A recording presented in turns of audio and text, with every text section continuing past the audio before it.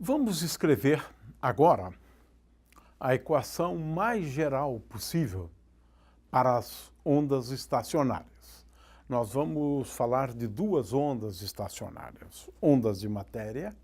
Essas ondas são importantes, é a base de toda a mecânica quântica, e também as ondas usuais, ondas eletromagnéticas, ondas mecânicas de uma maneira geral, ondas sonoras. Tá? O fato é que vamos começar com a equação mais geral para as ondas. Psi de x, y, z e t satisfaz a esta equação, conhecida como equação de ondas, e aqui aparece D2, dt2, vezes psi de x, y, z e t. Para simplificar, nós vamos escrever psi não como função de x, y, z, mas vamos escrever psi como função de r e t. Portanto, a equação de ondas se escreve sob esta forma aqui. É isto. Agora, a ideia de uma onda ou de ondas estacionárias é a seguinte: uma onda estacionária é tal que a dependência dela com o tempo é independente da dependência dela com as posições dos pontos do espaço. Ou seja, psi de RT é igual a psi0 de R, essa é a proposta, vezes, agora vamos colocar aqui uma função do tempo apenas. Essa é a definição de ondas estacionárias. E vamos agora procurar uma solução para essa equação aqui. Ora, vamos substituir aqui, como psi0 só depende das coordenadas, então, substituindo aqui neste primeiro termo, eu tenho t de t, agora, vezes o operador laplaciano, o divergente do gradiente, né? O gradiente ao quadrado, se quiserem, psi 0 de r t. Como eu já explicitei a dependência, agora aqui eu tenho apenas psi0 de r. Então, este é o primeiro termo, t de t, laplaciano, de psi0 de r. O segundo termo, eu vou agora colocar para o lado direito, menos 1 sobre v ao quadrado, passando para o outro lado, é mais 1 sobre v ao quadrado, e agora eu devo derivar aqui apenas com respeito ao tempo. Então, eu posso colocar psi0 de r vezes... Agora não preciso mais de derivada parcial, porque essa função aqui depende só do tempo. Então, d2t dt2. dt2. E agora, eu posso dividir, né, pelo produto psi0 de r vezes t de t. Dividindo, eu obtenho o seguinte: do lado esquerdo eu tenho 1 sobre psi0 laplaciano de psi0. Vou suprimir o r para simplificar as coisas, né? Porque eu dividi por psi.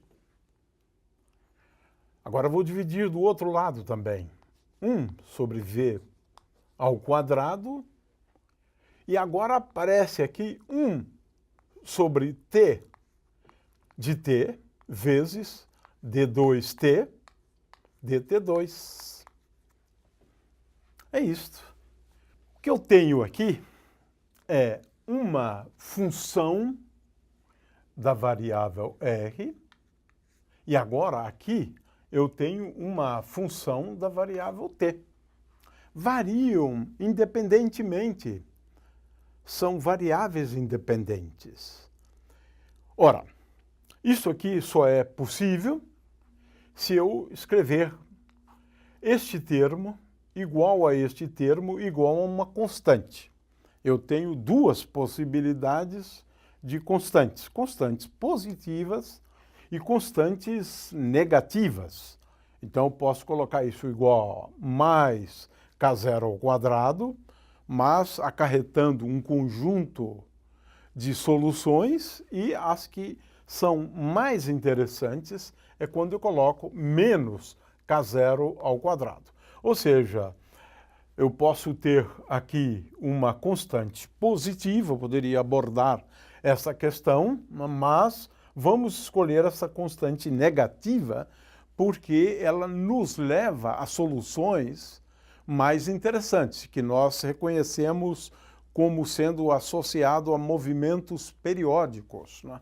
Se k0 for positivo, o movimento não é periódico. Então, para escolher movimentos periódicos, eu escolho aqui essa constante como sendo negativa. Portanto, a primeira equação é laplaciana de ψ0 de r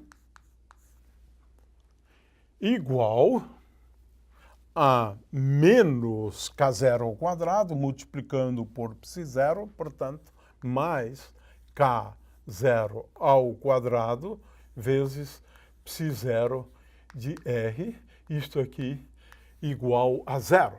De forma que essa aqui é a primeira equação. É a primeira equação extremamente importante, né? Porque eu tenho uma equação para ψ0 de r. Agora, eu preciso da equação para t, como função do tempo. Ora, vamos olhar para essa equação aqui. Nós concluímos que d2t dt2, e aqui eu tenho 1 sobre t, igual a menos k0 ao quadrado, vezes v ao quadrado, né? Multipliquei por v ao quadrado aqui, e vamos agora identificar essa constante como sendo igual a menos ômega ao quadrado. Claro que eu não disse ainda quem é ômega ao quadrado, ou quem é ômega, né? Quem é k0. Mas eu tenho uma constante, vezes uma constante ao quadrado é igual a menos ômega ao quadrado. Ou seja, d2 de t dt2 é igual a menos ômega ao quadrado vezes t. Ora, essa equação é uma equação muito conhecida nossa, né? A equação do oscilador harmônico, cuja solução é t de t igual, poderíamos colocar aqui a t0, na realidade, uma constante, mas essa constante vai vir para cá, então não me preocupa a interpretação física dessa constante, né? Vezes cosseno de ômega t, e é fácil derivar duas vezes, eu verificar que essa solução de fato é válida, mais delta. Esse delta pode ser igual a menos π sobre 2, em cujo caso eu recaio aqui sobre a função seno, mas isso não é tão importante. Portanto, eu tenho aqui, neste caso, né, a expressão para t de t. Consequentemente, uma onda harmônica é o resultado. Ou seja, se eu tenho uma onda estacionária, então, em relação ao tempo, ela se comporta como uma onda harmônica, né? Consequentemente, a solução geral é ψ de RT é igual a Ψ0 de R, e eu vou absorver esse T0 lá, coloco lá, né, vezes cosseno de ômega T mais delta. Ou seja, Ψ0 é uma função que eu ainda preciso determinar, porque preciso resolver essa equação aqui. E essa, então, é a expressão mais geral possível para uma onda estacionária. É claro que eu ainda não sei quem é Ψ0 de R. Eu preciso resolver esta equação. Essa é a forma, portanto, geral de uma onda estacionária.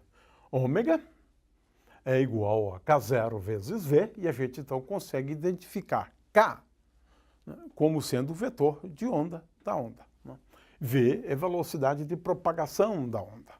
Então, eu tenho aqui a expressão bastante geral para ondas estacionárias. Né? Essa é a equação de ondas, então, das ondas estacionárias, uma vez que ela vai depender do tempo sob essa forma aqui. Foi o que nós vimos naquele exemplo onde eu considero, né, duas ondas se propagando em direções opostas, a superposição das duas ondas. E determinamos, inclusive, a forma dessa função. O que é importante entender, né, é que muitas vezes nós precisamos levar em conta, né, as condições de contorno. Vamos analisar essa questão das condições de contorno, né, num minuto. Né? Mas as condições de contorno são relevantes. Né? Vamos dar exemplos de condições de contorno para a gente poder determinar essa função a partir das condições de contorno.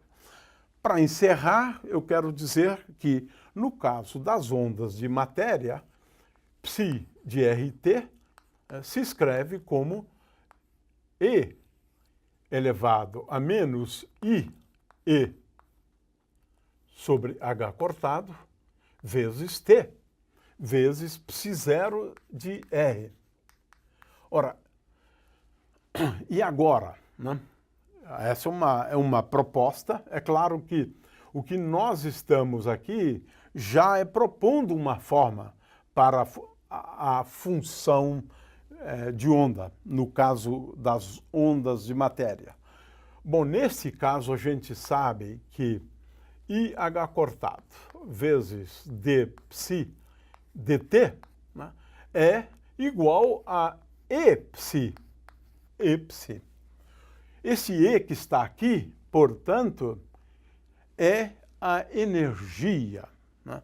É a energia, por exemplo, do elétron num átomo de hidrogênio, ou energia de um sistema de partículas envolvendo a interação de elétrons com o núcleo, por exemplo. De forma que no caso da teoria quântica, E é a energia. E é a energia. Né? E, no caso da teoria quântica, nós vamos, ao invés de utilizar esse ômega ao quadrado aqui, nós vamos utilizar basicamente a energia. De forma que esta é a forma da equação de ondas para ondas estacionárias, no caso das ondas de matéria.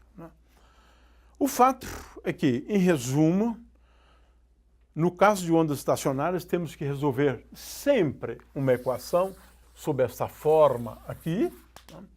E devemos levar em conta as condições de contorno. É claro que agora a dependência com o tempo é esta, é uma dependência geral com o tempo.